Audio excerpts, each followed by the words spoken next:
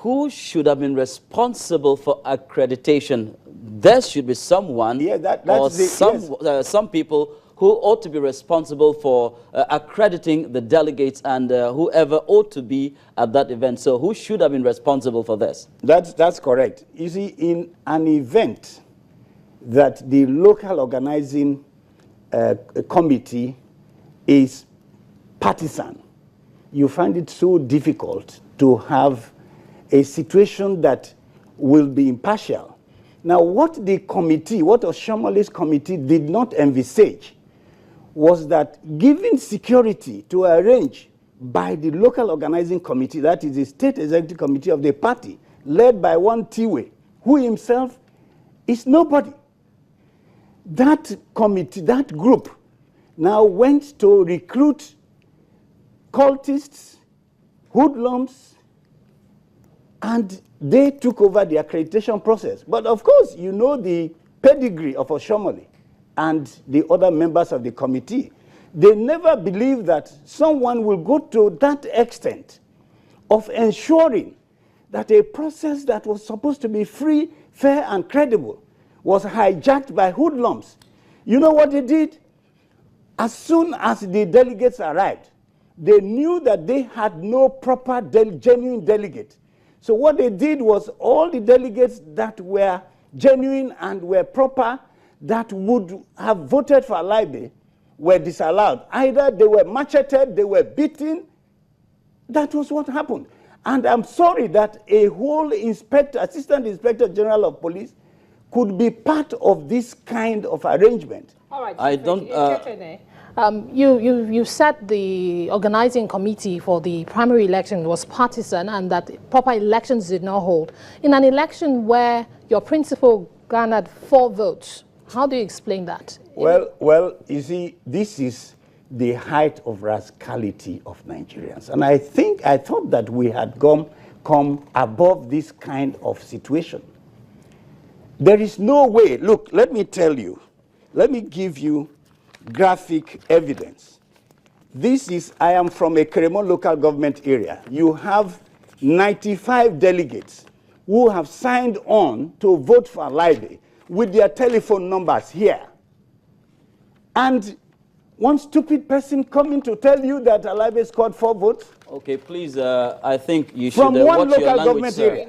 We'll actually ask you to watch your language. Yes, certainly. But you see, what I want to say is that some people should know that Nigeria has moved on beyond the level of thuggery in terms of elections. We know that in the Niger Delta, perhaps Buhari will correct so many things in the Niger Delta in terms of elections. But this is not the place to say that. The thing is, you are a member of one political family, and all of you are expected to run a primary as it is done in America, so that one person will emerge as the candidate, and all of you becomes friends to now run for that party against the opposition.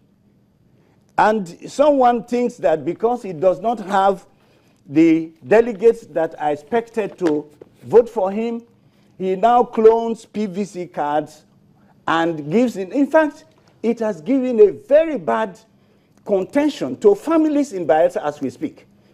A father now has 2 children. Sorry, Chief Ekiotene.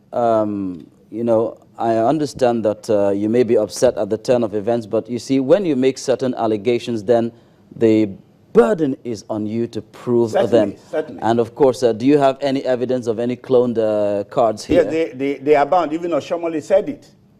So many fake. In fact, almost all their delegates are fake. What happened is, you see, Silva should now move up as a man. He should grow up. These delegates were not even ad hoc delegates.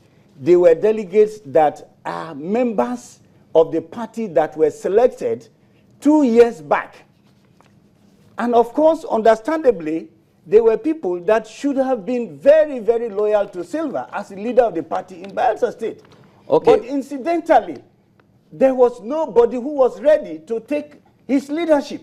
All right, Mr. Gunye, let's bring you in. Let's bring you in here. Can you allow me explain? You see, there is some vital point that needs to be told. Delegates to this election. You will make that point, No, I think I should do that. No, we'll come back to you. You will make the point. But I mean, at this point, we have to step in and then explain that you have answered the question we put to you satisfactorily. And so we now engage Barrister Ogunye at this point. From what we have heard here so far, and of course the videos we saw, what do you make of the APC in Bayelsa State at this moment, the state of the APC in Bayelsa State? Now, from what I have seen, the footages of the rowdiness, of the rancor, and the violence that characterized the primaries, from the reports in the media, including vitriolic altercations between Governor Adams Oshiomhole and one of the aspirants or his spokesperson. It's clear to me that what took place on that day was quite an embarrassment, because we just come out of an election which, in spite of some of the problems we have with that election, was celebrated globally. And thereafter, there had been one primary in Kogi State by this same political party, and all had expected that that one in Bayelsa State, in spite of the history of violence in Bayelsa politics, and I'm saying this advisedly, will also follow suit. Now, the intervener from Abuja said that he was at the primary, and therefore he felt that he was more competent to speak on this matter than observers. I differ. I demur. Why? Because, look, if we were to use what took place in the general elections in Rivers State, in Akwa Ibom State, as an example, what were the partisans saying? They were saying that the election was okay, everything was normal, that those who were losing were the ones who were complaining. But what are we learning from the election tribunal now?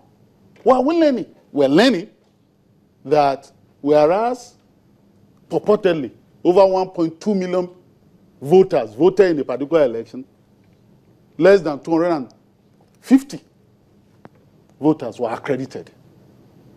That's what we're learning, at least going by the card reader that was supposed to be used. So the point I'm making therefore is that partisans can say anything. They can. But the point that ought to be made must not be lost on us. The political elite in Bayelsa State owe themselves, their party, and Nigerians a duty now. And that duty is to exhibit the highest form of comportment in politics and politicking. None of the contenders can say that what took place on that day, where the person was supposed to be the chairman, was being spirited away, was being whisked away. I saw it on telly, so he didn't need any further proof.